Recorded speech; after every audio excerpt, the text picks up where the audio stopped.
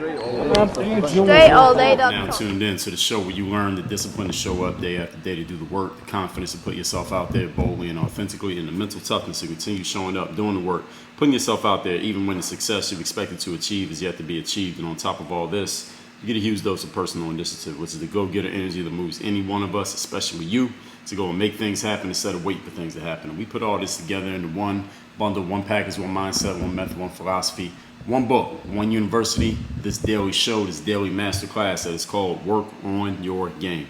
My name is Dre Baldwin, also known as Dre All Day, and welcome to the show. Today's topic, how to join the 1%. In other words, how to become proficient at what you do. How do you get into that 1% and you are just dominant at what you do? The definition of proficient is being competent or skilled in doing or using something. Competent and skilled. How can you join the group that not everyone can get into? How can you join that 1% group?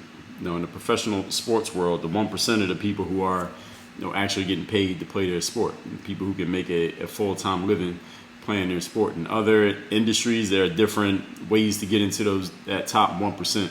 But the way that you get into it, what we're going to talk about here today isn't about any specific industry. It's about the principles around what gets you towards that 1%. What are the requirements that are going to be in place in order for you to get even approach the threshold of being in the top 1% of what you do? What are the requirements that you're going to have to fulfill in order to get to that level? Again, being proficient at what you do to where the majority of others who do the same thing that you do are not your competition. Right? That's another way that you can look at this. How can you get to where you're not really competing against anyone else in your industry at the thing that you do? The first thing that you can do, number one, topic once again, is how to join the top 1%, or how to join the 1%. In other words, how to be proficient. Show up every day and do the work on your game. Anybody who's in or near the top 1% of what they do, they show up to their job every day and they are doing things to improve, to get better, to make sure that their skills are improving, that their game's improving. They're not just sitting back and resting on their laurels and trying to maintain what they have. They're actually looking for ways to get better at what they're already doing and improve what they already have. I'm reading right now a book by the Houston Rockets owner, a guy by the name of Tillman Fertitta. He owns, the way he made his money was by starting a bunch of restaurants. He owns his company, which runs the restaurant. Damn, I forgot the name of the restaurant. I gotta look it up here. It is called, let me look it up. I just looked this guy up today. Landry's, that's the name of the restaurant. Landry's Restaurant, and Landry's, the company, Landry's Incorporated, owns, according to what he said in his book, Mr. Fertitta said they own over 600 restaurants worldwide. And according to Forbes, again, according to Tillman Fertitta in the introduction to his book, he said he is ranked as the 150-something richest person in the United States of America with a net worth of over $4 billion as of the date of this recording. And one of the things that Tillman talks about in his book is that every day, or that, he didn't even say every day, he said every person has a paddle coming for their ass, is the way that he described it. A paddle coming for their ass. In other words, there's something or someone out there for every human being on this planet, something or someone that's trying to kick your ass. And the better you are, the more something or someone is coming after you to kick your ass. And his job, Tillman said, is every day to make sure that paddle doesn't catch me on my ass. Make sure I don't get whacked in the ass by that paddle that is trying to kick my ass. And this is a concept that I also heard Mark Cuban, who happens to own the Dallas Mavericks, also in the state of Texas. He talked about this in a book that he put out a long time ago. He said, I always ask myself every day as a business owner, if I was trying to kick my own ass, what would I do? What are the weak points in my business? What are the ways that I could be defeated? What are the ways that somebody could take advantage of me? And then I just try to close up those gaps. So for you to get into the top 1% and to stay in the top 1%, because these are both guys who are publicly noted for having made a lot of money, and they have been asked about how they created their success, and they've been willing to share. Both of them shared a similar concept, which is doing the work on a consistent basis to make sure life or their competition does not kick their ass. That's why they keep working on their game. So this is something that these guys, they're already in the top 1%, they're doing. But understand something, to get into the top 1%, They were doing this before they got there. All right, this is not something that they decided, all right, I'm in the top 1%. Now let me make sure I start working on my game to make sure I don't get my ass kicked. No, they were doing this. They were doing these things before they even got there. So it's respecting what it is that got you here. What got you to the point that you're at? How did you even get to the position that you're at right now? All right, a lot of the same things that got you here are the things that you need to keep doing. All right, it's basically respecting the very things that took you to the place that you're at. Respecting and trusting the process. Something I talked about in episode number 616. I talked about respecting your work in episode number 611. Just respecting the fact that there was a whole lot of things you had to go through to get to this certain point. Don't think you have to reinvent the wheel once you get to that point, or that you have to reinvent the wheel because you're not at the point that these people are at. So showing up every day doing the work. This is the discipline required to become and maintain being one of the best at what you do. While there is a mental and belief element to it, of course, there's a mental side to every game. This show exists to talk about the mental side to every game, but also what we talk about is once that mental side is in place, what are the actions to follow up with it? Because just having the mental side is fine, but if you have the mental side and you just sit on the couch and do nothing, does it really matter? Right? So there is a mental side to it. Remember, what affords you the right to believe in yourself is the fact that you're doing the work. In episode number 757, the topic was how discipline creates confidence. So there's a reason why people at the top always cite hard work as one of the key elements of their success, because hard work is a required element of the game. Now, while there are other elements that also contribute to success that a lot of times successful people don't mention, and there are 8 specific elements, and I talk about them all in the Hard Work Ain't Enough Masterclass. If you have not taken that, you can get it for free. It's a 90-minute video. Go to hardworkaintenough.com. I talk about it there, what the other elements are in addition to hard work. But understand that the title is Hard Work Ain't Enough. All right, that title is not Hard Work Doesn't Matter. It's Hard Work Ain't Enough, meaning, yes, hard work is part of it, as it's not all of it. All right, so do not get it confused that hard work doesn't matter when I'm saying hard work ain't enough. I'm saying hard work is just not the entire equation. You got to add some more to it. Point number 2. The topic here today is how to join the 1% and be proficient at what you do. Number 2, innovate and bring new ideas to the table.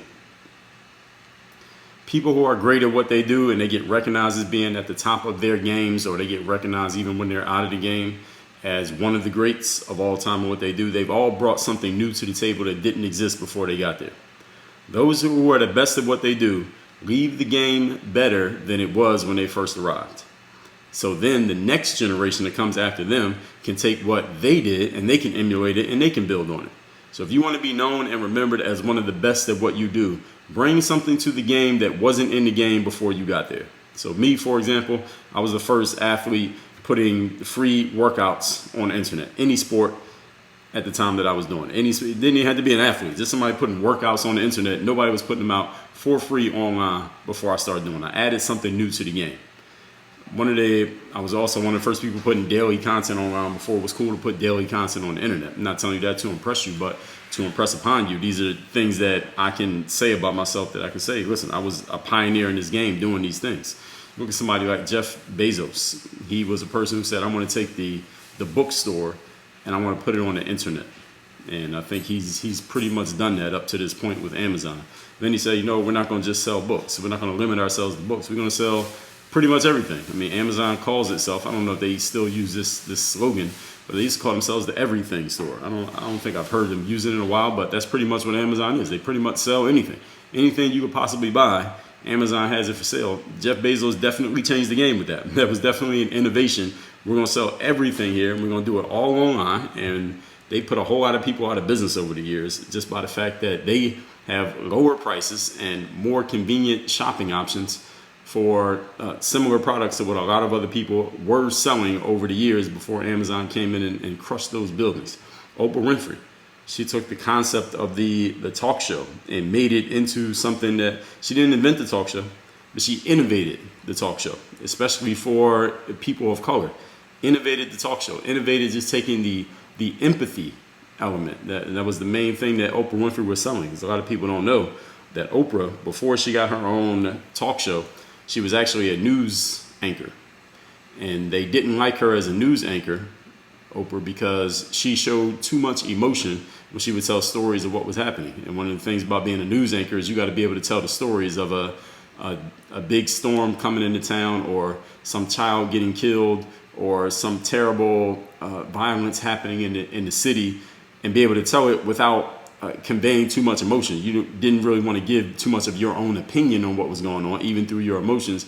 Oprah just couldn't control that urge. She couldn't control that was just part of her character to be so empathetic. So they took her off the news channel because they're like, this woman is showing too much emotion. She can't even tell the news. She's going to break down. She has to tell the stuff every day.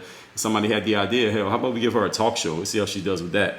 And I think we can all agree she innovated with that. Bill Gates, he was the guy who innovated and said, I want everybody in the world to be able to use a computer. He's the one who created the concept of the personal computer. I want every human being should have their own personal computer. A computer does not have to be this big giant monster hidden inside of a big warehouse, because computers back in the day used to be the size of the room that you're in right now. Bill Gates said, I want to make it small enough and easy to understand enough that anybody can use it. And he definitely innovated with that. Barack Obama, he innovated that a black person can reach the highest office in the United States government. Who knows when we'll get another person that gets to that position that runs straight as that person and ends up winning it. But he definitely innovated and gave hope to a lot of people that, all right, if I could do that, then that definitely opened the eyes and opened doors for some people, at least mentally, that there are things that they can do as well. And the fact that they are a certain color or come from a certain place doesn't preclude them from being able to do it. It at least gave them the idea. Now, who knows if they're actually going to do it, but at least gave them the idea. All of these people innovated in what they did. They're all innovators who changed what was possible in their respective games. That's what I mean when I say an innovator. If you want to get to the top 1% of what you do, what you need to bring to the table is the fact that you change what is possible in that game. That when people look at you and they look at what you did and what you have created, they say, damn, because of the example that XYZ set, because of the example that Mike set, because of the example that Brandon set, because of the example that Lisa set, because of the example that Susie set, wow, now we see that there's more possible for us than what we thought before. That is what an innovator does. They show you something that you didn't think could exist, something that didn't exist before, or something that you didn't even know you could even make happen. Now they show you that it's possible. Point number 3, the topic here today is how to join the top 1%. In other words, how to become proficient at what you do. Own your lane. In other words, be the only one who offers what you offer in the particular way that you do it. What do you offer that nobody can get from anyone other than yourself? That is something that's valuable. You have to offer something that people want, but the only way they can get it is through you. People want not but the only way they can get it is through you. That's what I mean when I say own your lane. Now, there's more than one way to get to owning your lane. You could either find a lane that already exists, and then you can work your way past everyone else. So, for example, LeBron James found the lane of basketball. He wasn't the first person to play basketball, but he found that lane that already existed with a bunch of people in it. And because of his combination of natural abilities and effort and performance, he got to the point where, all right, somebody says, who's the best player right now? A lot of people are going to answer LeBron James. He did not create basketball. He's not the inventor. He stepped into that lane when the lane had already been paved and a lot of people had walked on it already. He just performed and worked his way past everyone who was already in that lane, at least in the eyes of many observers. Another way that you can own your lane is to create a brand new lane that did not previously exist before you did it. So you start as number one in that space by default because no one had done it before you did it. So, and the key thing with all of this, if you're going to, well, with this part right here, if you're going to create your own lane, if you're going to go that route to owning your lane by creating something out of nowhere, understand that your lane has to take off for you to matter as the creator of it. So if you create something nobody cares, then yeah, technically you own that lane, but owning 100% of nothing isn't really worth much. So you want to own something and be the dominant person in that lane, but that lane needs to be something that people actually look to and say, oh damn, I want to get involved in that lane now. Now I want to come into it. Now you become an innovator. Now you become somebody of record. You become somebody of note. You become someone that posterity will remember simply because you own something that people actually care about. So if nobody cares, then again, if nobody cares, nobody cares. For example, when I started putting basketball videos on YouTube, I was the first person to combine those two things. I owned that lane. Nowadays, there are a million people who do it. I don't even do it anymore. But that lane, when that lane gets mentioned, anybody who knows, they know, all right, he was the first person putting those things. Dre was the first person doing that thing back then before it was a thing. 50 Cent, for example, he innovated in creating a lane of being a musician, making his own mixtapes. Those of you who are old enough to know, in the hip hop industry, the mixtape used to be dominated by DJs. A DJ would make a mixtape. They would grab a bunch of unreleased music from a bunch of different artists, and they would put them all on a tape, and then they would put that tape out and say, hey, here's the new DJ whoever tape, and it would have all these different songs from all these artists that you knew of, but you didn't know about that song, and that's how records used to get broken back in the day. That's how people used to find out about new music.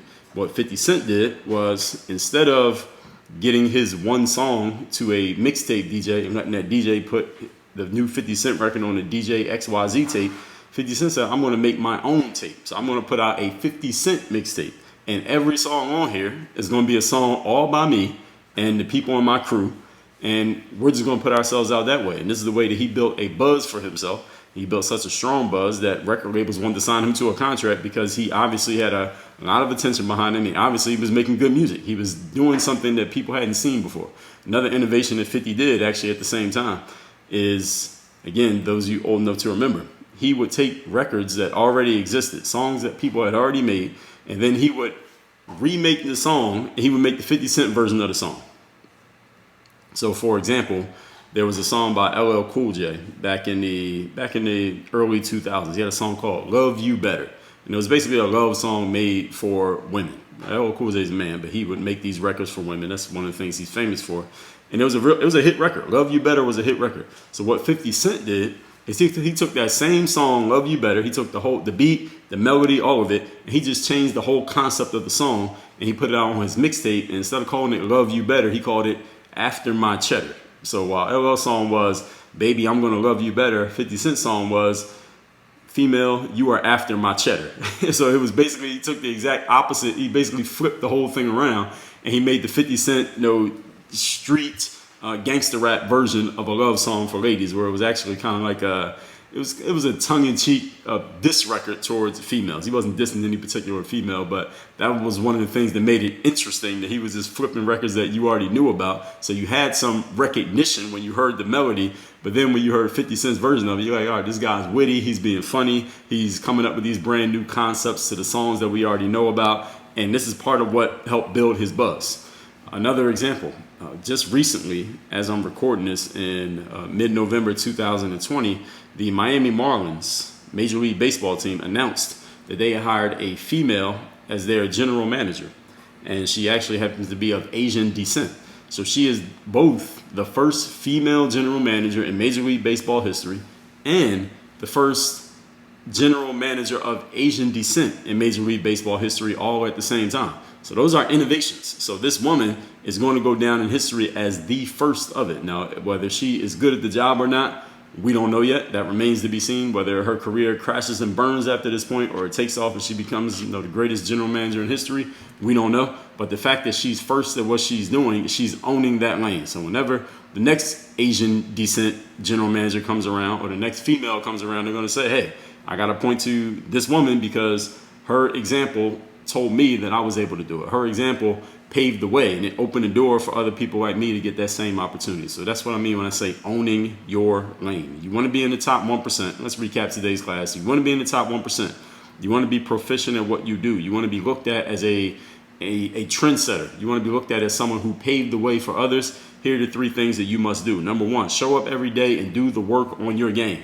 This is the discipline required to become one of the best at what you do. I told you in episode number 757 how discipline creates confidence. There's a reason why people cite hard work as a key to their success, even though they leave out a whole lot of other things, which I talk about in the Hard Work Ain't Enough Masterclass. But understand, I told you hard work ain't enough. I didn't say hard work doesn't matter. The hard work does matter. Showing up every day doing the work does play a part in you being one of the best at what you do. Number 2, innovate and bring new ideas to the table.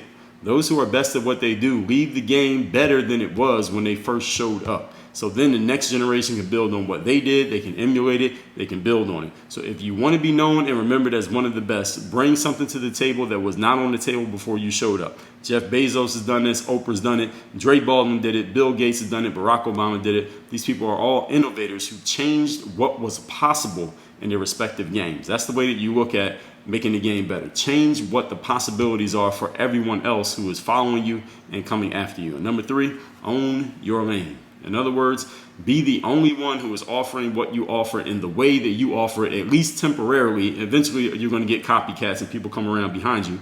But that's the whole point of innovating, is you being the first and then other people come behind you. So if nobody cares about the thing that you did, you'll be the first and you'll be the last. So you don't want to be the last. You want to be the first, and then you want to have other people come behind you because they want to do the same thing that you did. So you can either find a lane that already exists and you can just perform your way past everybody, like LeBron James in basketball, for example. He didn't create basketball, but he performed his way to the top. Or you can create a new lane that didn't exist before you started doing it. For example, when I put basketball videos on YouTube, I combined those two elements that nobody had thought of doing before.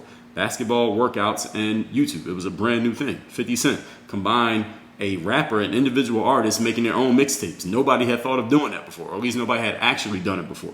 Then he took songs that already existed and he remade them in a gangster rap version. So he would take a lot of songs that had nothing to do with gangster rapping and he would flip them around and make it a gangster rap song. It was very witty, it was entertaining, and people were always looking forward to the next one. This is the very definition of innovation. And that helped build his buzz and help launch his career, or relaunch his career, actually.